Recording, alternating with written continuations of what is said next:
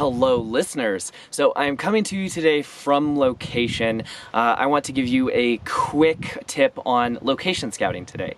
So we are not going to be doing podcasts. This video is going to be in lieu of that. We will be returning with regularly scheduled content when I get back from this trip, and that will be on Monday, August 31st. There will be a new podcast out. We've already recorded it. It's going to be a great one. So today I want to talk about location scouting tips. Now, there are two different kinds of scouting. There's location scouting and tech scouting. So when you do tech scouting, this is for film, usually.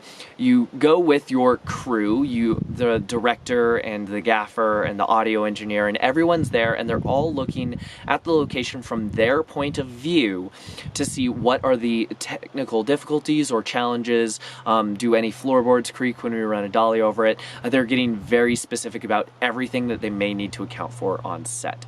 Location scouting is more of just choosing the proper location for your shoot. And I am here at the Hobbit hole doing something very fun, which I will link to at the end of this video.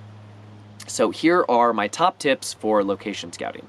The first thing is look at power.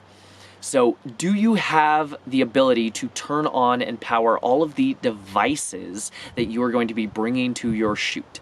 Whether that is lights or microphones. Do you have, enough cameras? Are you running a camera rig that needs to be plugged in? There are all these kinds of things that if you can't plug in, where can you plug in?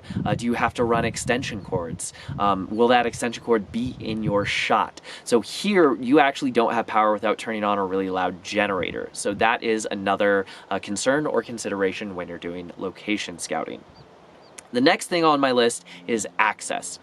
How do you actually get you, your crew, your talent, and all of your gear to the location?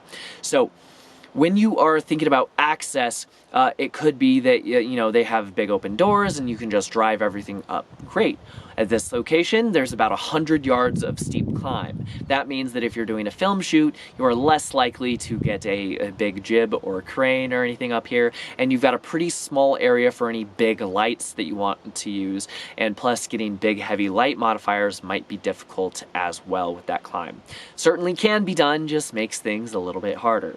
The next thing on my list is what are the things that are nearby? This is a consideration. You have to make sure that your talent and your crew has food, water, and bathrooms. So do you have bathrooms nearby? Do you have the ability to feed them?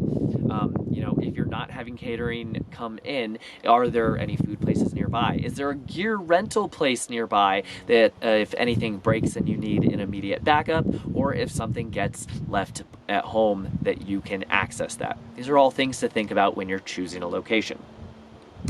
Now, the next one is look at the sun, the direction of the sun. This isn't just good for outdoor shoots, this is good for indoor shoots as well.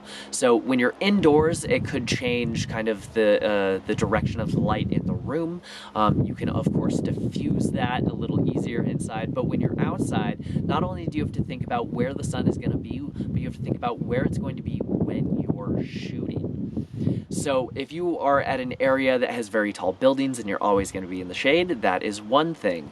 But if you're in an area like this, where besides the building behind me, there's nothing here, then you need to think about where the sun's going to be, but not only at the time of day that you plan on shooting, but the time of year, because of course that sun's going to be in different places and different seasons. And of course, when you're location scouting, I thought this was going to be green, and I'm surrounded by brown because it's summer and everything's brown. So, that's the thing that you need to account for when you're doing location scouting.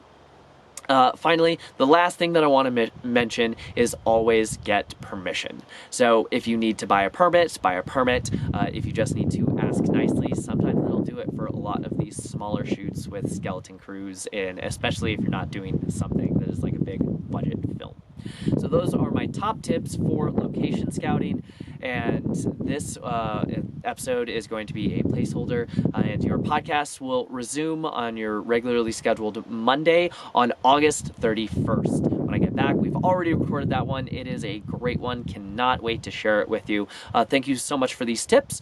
If you're listening to the podcast, that will return August 31st. And if you're watching this on YouTube, then not only will I be returning to uploading podcasts, but I will also have some new tutorials coming out, and after an exciting announcement coming up next month.